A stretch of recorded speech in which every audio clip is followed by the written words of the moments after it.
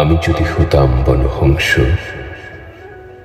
বনহংসী হতে যদি তুমি কোনো এক দিগন্তের জলশিরি নদীর ধারে, ধান ক্ষেতের কাছে ছিপছিপে স্বরের ভেতর এক নিরালা নীরে,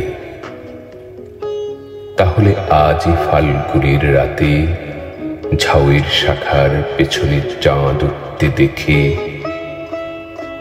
আমরা নিম্ন ভূমির জলের গন্ধ ছেড়ে আকাশের রূপালী শস্যের ভেতর গা ভাসিয়ে দিতাম।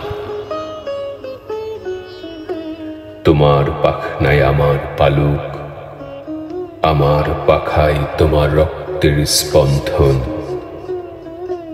নীল আকাশে খই ক্ষেতের সোনালি ফুলের মতো অজস্র তারা,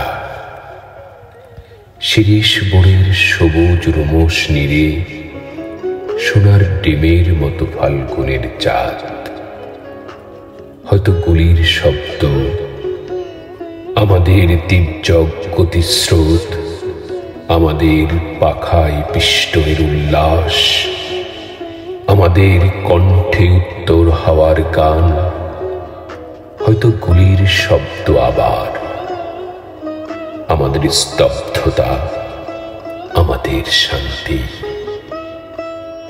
আমাদের জীবনের এই টুকরো টুকরো মৃত্যু আর থাকতো না। থাকতো না আজকের জীবনের টুকরো টুকরো স্বাদের ব্যর্থতা ও অন্ধকার।